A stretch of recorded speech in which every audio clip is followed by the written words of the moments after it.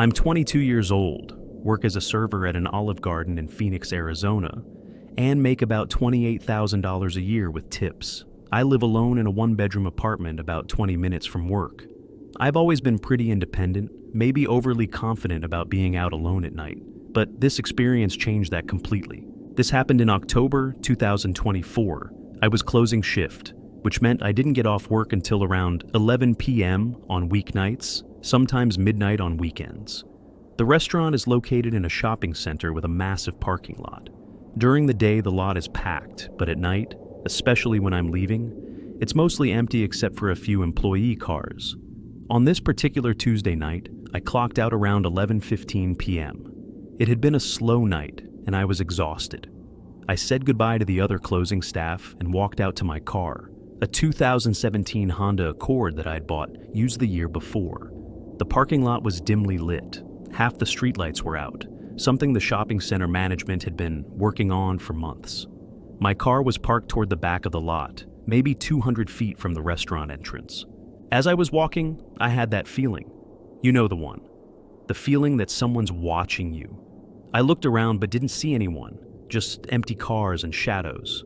I unlocked my car with the key fob, got in, locked the doors immediately, and started the engine.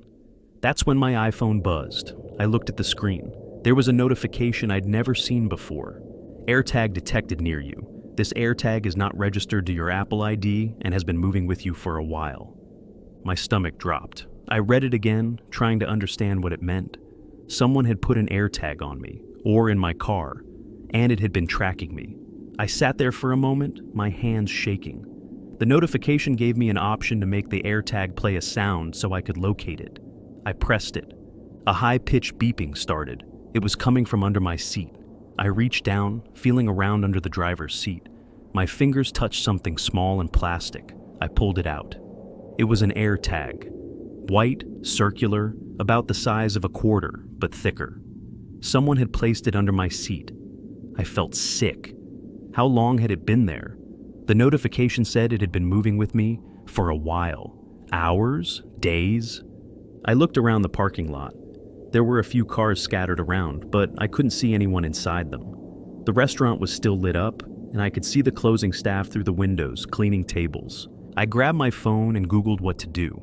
Every article said the same thing. If you find an AirTag that isn't yours, someone is tracking you. Call the police immediately. I dialed 911, my voice shaking as I explained the situation to the dispatcher. She said officers were on their way and told me to stay in my car with the doors locked.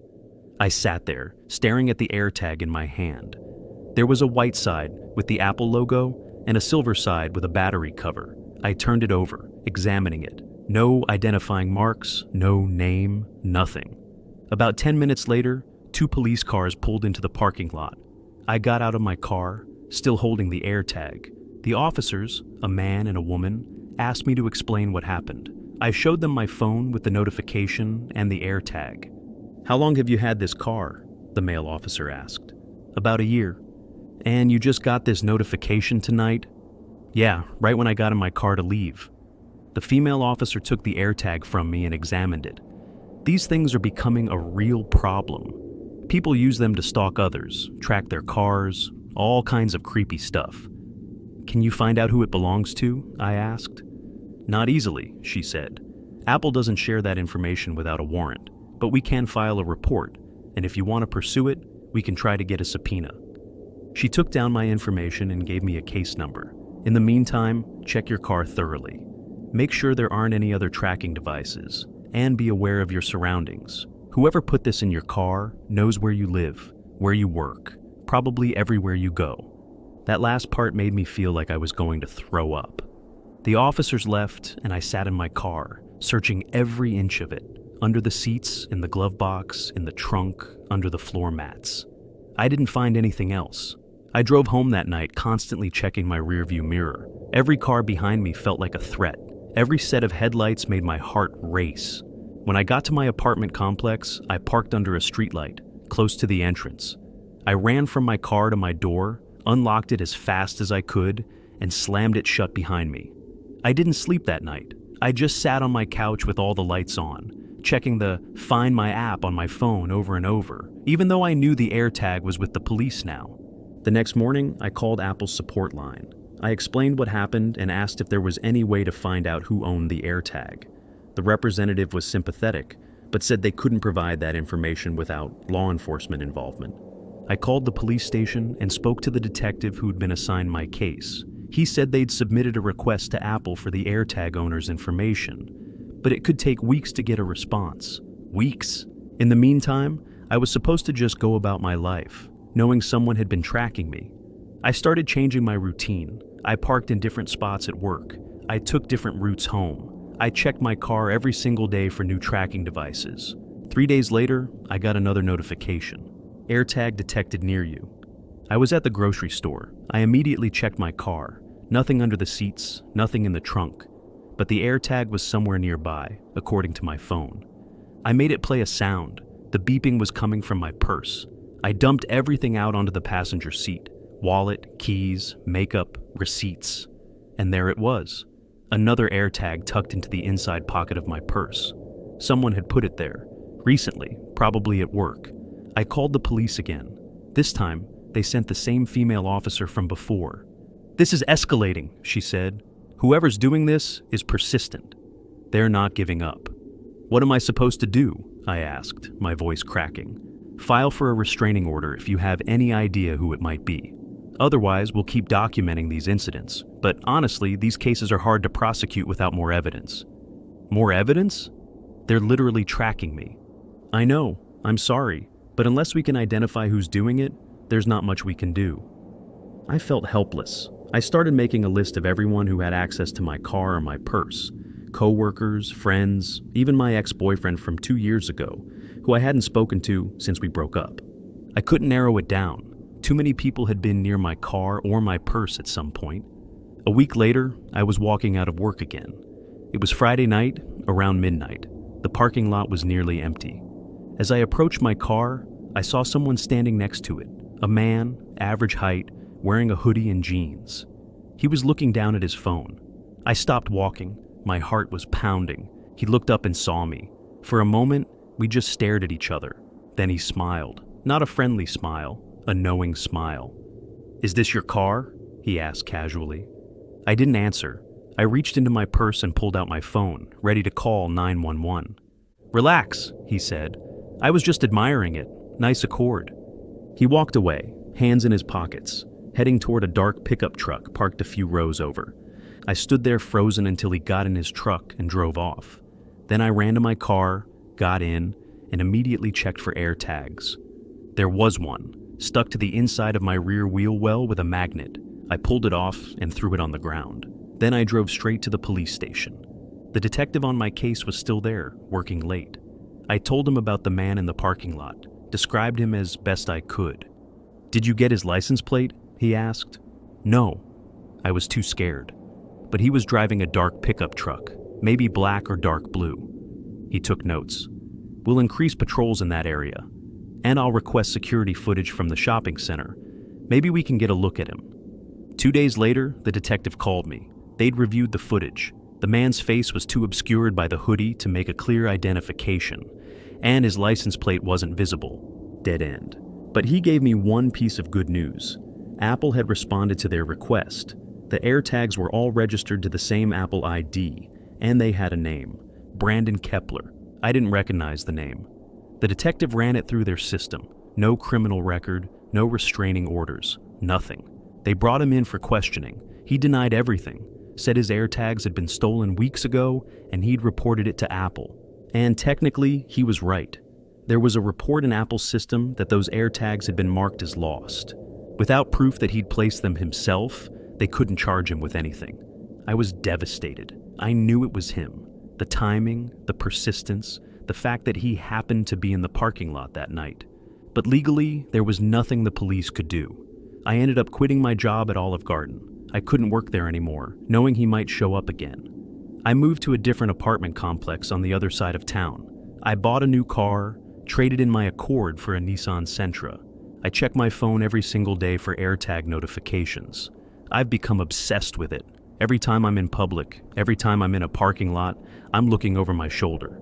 It's been 4 months since the last AirTag, but I know he's still out there, Brandon Kepler, and I know he knows I moved, he knows I changed cars, because last week I got a notification. AirTag detected near you. I haven't found it yet, but I know it's somewhere.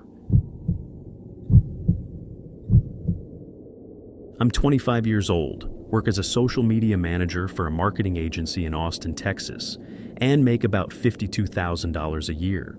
I've been single for about 6 months now, after ending a 2-year relationship with my ex-boyfriend, Tyler. The breakup wasn't particularly messy, at least not at first. We just grew apart, wanted different things. He took it harder than I did, but after a few weeks of sad texts, he seemed to move on. Or so I thought. This all started in December 2024. I'd been going to the same gym for about a year, a 24-hour fitness about 10 minutes from my apartment. I usually went after work, around 6 p.m., 3 or 4 times a week. It was part of my routine. One evening, I was finishing up on the treadmill when I noticed someone watching me, a guy, maybe in his 30s, standing near the weight racks. Every time I looked up, he was looking in my direction. I tried to ignore it, but it made me uncomfortable. I cut my workout short and headed to the locker room. As I was leaving the gym, I saw him again. He was in the parking lot, standing by his car, which was parked near mine. When he saw me, he quickly got in and drove off. Maybe it was nothing. Maybe I was being paranoid. But it stuck with me. 2 days later, I was at Target after work, picking up some groceries and household items. As I was walking down the cleaning supplies aisle, I saw him again. The same guy from the gym. This time, he didn't notice me. He was looking at his phone, walking slowly, like he was following something. I quickly turned down a different aisle and walked fast toward the checkout. My heart was racing. It couldn't be a coincidence. First the gym, now Target. I paid for my items and practically ran to my car. I sat there for a minute, watching the entrance, waiting to see if he'd come out. He didn't. When I got home, I locked my door and immediately called my best friend Jessica. "I think someone's following me," I said. "What? Who?" I explained about the gym and Target. She said I should call the police, but I didn't have any proof. What was I going to say? A guy happened to be at the same 2 places as me? But the next day, something happened that confirmed my worst fears.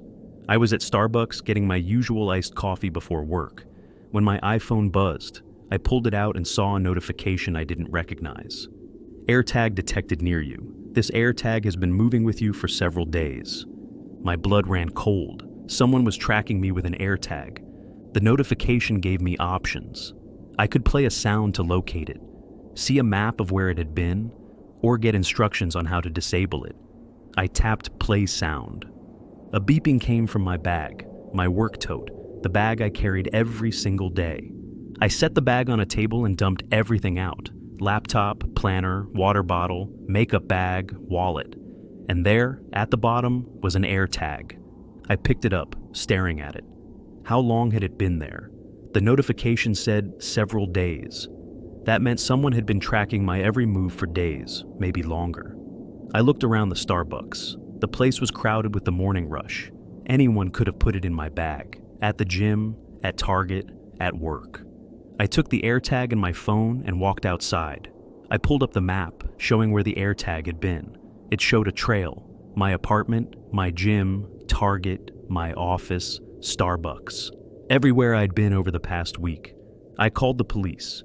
A uniformed officer met me at the Starbucks about 20 minutes later. I showed him the AirTag and the notification on my phone. "Do you have any idea who might be doing this?" he asked. I told him about the man at the gym and Target. I gave him the best description I could: average height, dark hair, maybe early 30s. "What about an ex-boyfriend or someone you've had a conflict with?" "I have an ex, but we broke up 6 months ago. It wasn't a bad breakup." "Still, we should check it out." "What's his name?" "Tyler Morrison." The officer took down all the information and said they'd look into it. He took the AirTag as evidence and gave me a case number. "In the meantime," he said, "check your belongings regularly. Your car, your bags, your clothes. These things are small and easy to hide." I went home that day and searched everything: my car, my apartment, every bag and jacket I owned. I didn't find anything else, but I couldn't shake the feeling of being watched. I started noticing things. A car parked across from my apartment that I hadn't seen before. Someone walking behind me a little too long when I was out. Shadows at night that moved when I looked. 3 days later, I was at the grocery store when I got another notification. AirTag detected near you. My hand started shaking. I made it play a sound.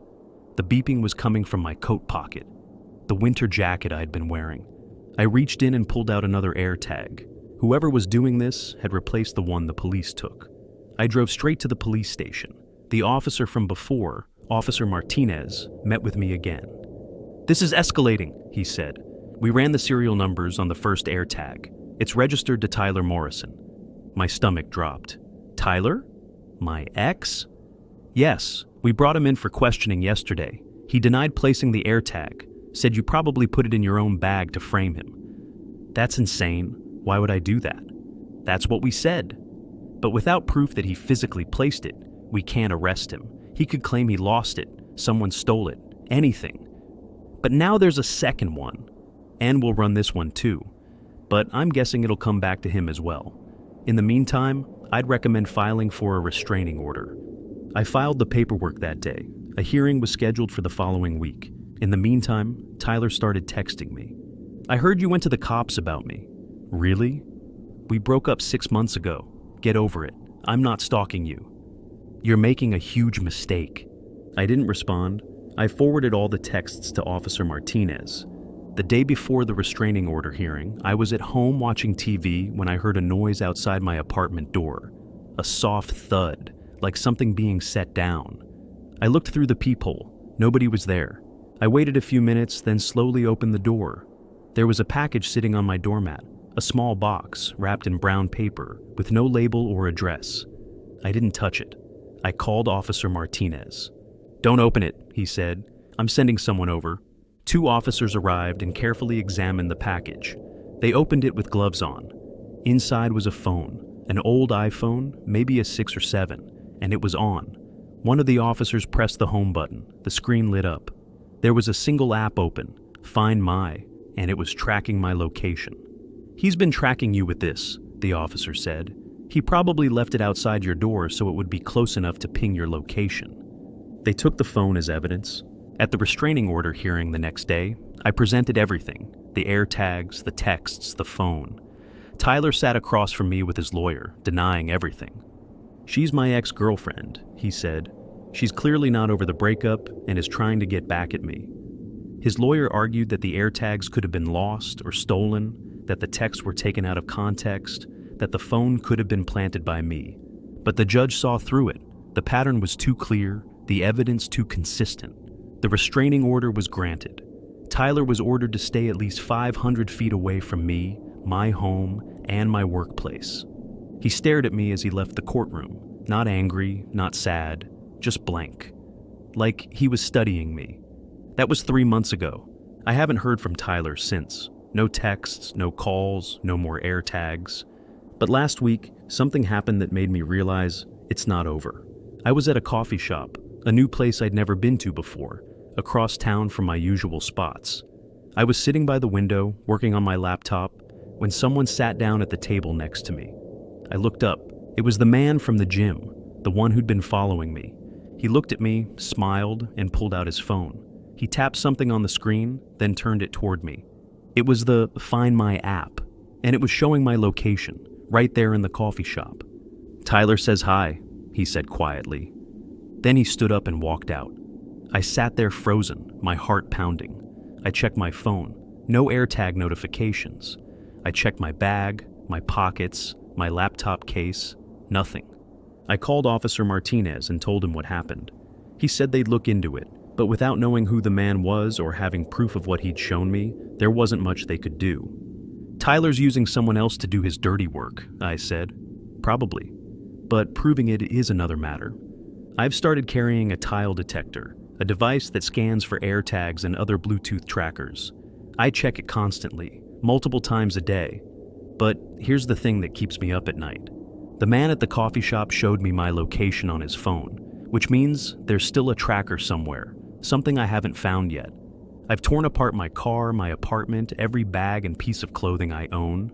I've scanned with the tile detector dozens of times, but I can't find it. And that means Tyler is still watching, still tracking, still waiting.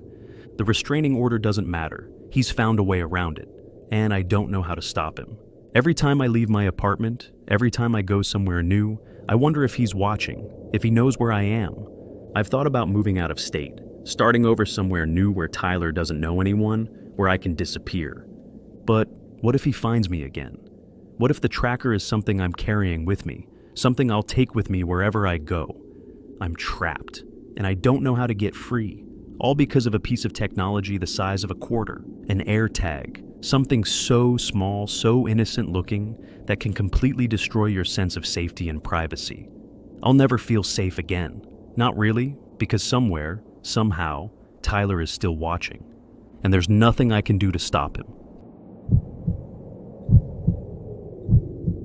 I'm 29 years old, work as a pharmaceutical sales rep based out of Denver, Colorado, and make about $68,000 a year, plus commission. My job requires me to travel a lot, usually within Colorado and surrounding states, visiting doctors' offices and hospitals to pitch our products. I'm on the road at least 2 weeks out of every month.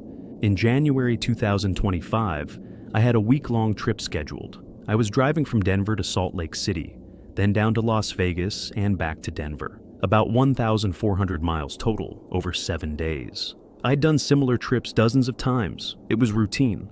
I rented a car from Enterprise at Denver International Airport. A white 2024 Toyota Camry, pretty standard. Clean, good gas mileage, comfortable for long drives. I loaded my suitcase and work materials into the trunk and headed out around 8 a.m. The first 2 days were normal. I drove to Salt Lake City, met with several clients, stayed at a Hampton Inn, and then drove to Vegas the next day. Nothing unusual, just work. On the third day, I was in Vegas, finishing up my last appointment around 4 p.m. I had the evening free before driving back toward Denver the next morning. I had decided to grab dinner and maybe see a show. I was walking back to my rental car in the parking structure of the medical complex when my iPhone buzzed. I pulled it out and saw a notification. AirTag detected near you. This AirTag has been moving with you for some time. I stopped walking. My first thought was that maybe Enterprise had put tracking devices in their rental cars. Some companies do that, right? For theft prevention. But the notification said the AirTag wasn't registered to me, which meant someone else was tracking the car. I got into the car and made the AirTag play a sound. A beeping started immediately. It was coming from under the driver's seat. I reached under and felt around. My hand touched something stuck to the metal frame of the seat. I pulled it off. An AirTag, attached with what looked like a small magnetic mount. My stomach turned. Someone had put this in the rental car. But who? And when? I sat there thinking. I'd picked up the car 3 days ago. The AirTag could have been placed any time before that. By a previous renter. By someone at the rental company. By anyone. Or it could have been placed after I rented it, by someone following me. I looked around the parking structure. It was mostly empty. A few cars scattered around, but I couldn't see anyone inside them. I Googled what to do. Every article said to contact the police. But I was in Vegas, hundreds of miles from home, and I had to keep moving for work. I decided to call Enterprise first. I explained the situation to the customer service representative. She sounded concerned and said she'd flag the vehicle and notify their security team. She offered to let me switch to a different car at their Vegas location. I drove to the nearest Enterprise, returned the Camry, and got a different car, a silver Nissan Altima. I checked it thoroughly before driving off. Under the seats, in the glove box, in the trunk, behind the license plates. Nothing. I felt better. Problem solved. That night, I stayed at a hotel on the Strip, had dinner, and tried to relax. The next morning, I started the drive back toward Denver. My plan was to stop in Grand Junction, Colorado for the night, then finish the drive to Denver the following day. About an hour outside of Vegas, heading northeast on the 15, my phone buzzed again. AirTag detected near you. Number, no. I pulled over at the next rest stop and made the AirTag play a sound. The beeping was coming from the trunk. I opened the trunk and searched through my suitcase, my work bag, the spare tire compartment. Nothing. Then I looked at the trunk itself. There, stuck to the inside of the trunk lid with a magnet, was another AirTag. My hands started shaking. This wasn't a coincidence. Someone had put this in the new car, or they'd transferred it from the old car somehow. But how? I'd watched the Enterprise employee do the walk-around of the new car before I drove off. Nobody else had been near it, unless they'd put it there after I left Enterprise, while I was at the hotel. While I was asleep, I felt sick. Someone was actively tracking me, following me. They'd found the new car and tagged it. I called the police. A Nevada Highway Patrol officer met me at the rest stop about 30 minutes later. I showed him the AirTag and explained everything. He took the AirTag and ran the serial number through some kind of database, but said it came back as unregistered. Whoever owned it hadn't set it up with their Apple ID, which meant it was essentially untraceable. Could just be someone messing with you, he said, or it could be someone seriously stalking you. Either way, I'd recommend finding a different car and varying your route. Don't follow a predictable pattern. He filed a report and gave me his card. I drove back to Enterprise in Vegas and explained what happened. This time, the manager took it more seriously.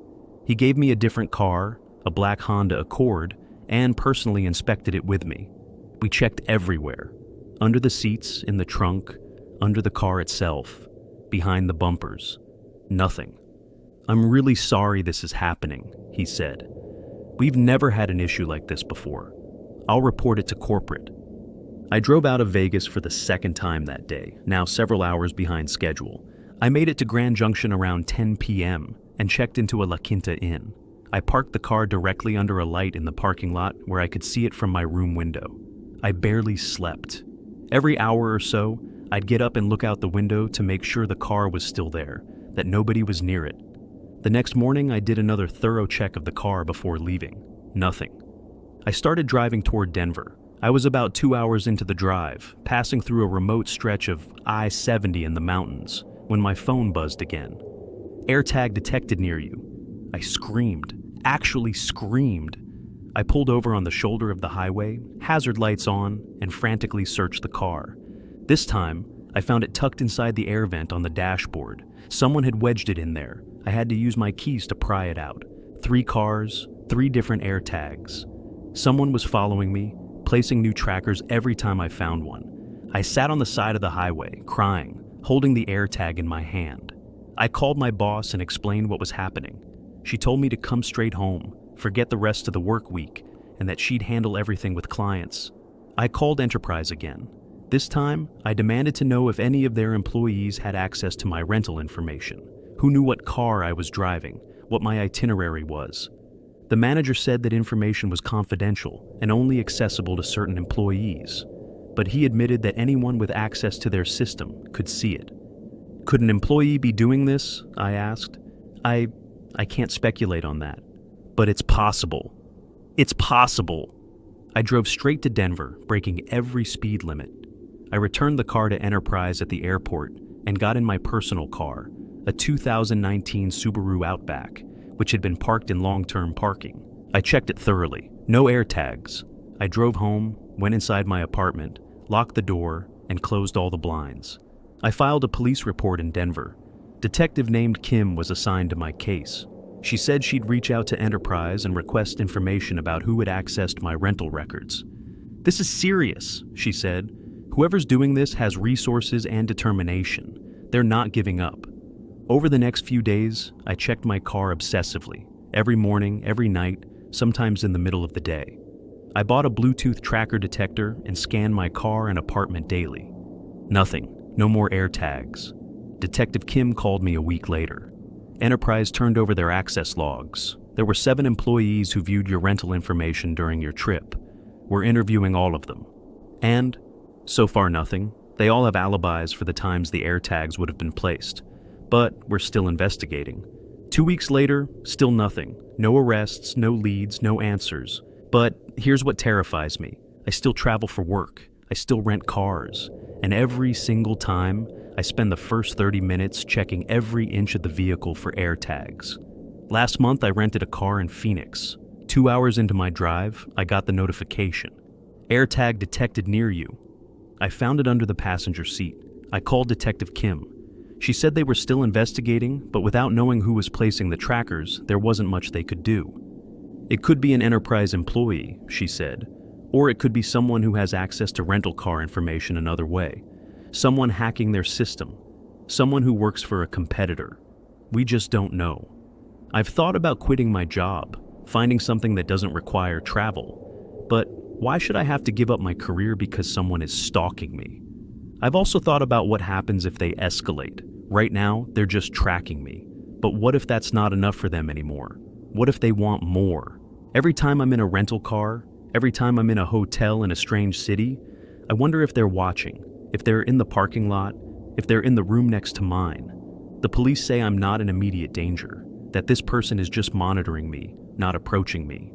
But that doesn't make me feel safe, because I know they're out there, somewhere, watching everywhere I go, and there's nothing I can do to stop them. All because of an AirTag, a piece of technology designed to help people find their lost keys. But in the wrong hands, it's a weapon, and I'm the target.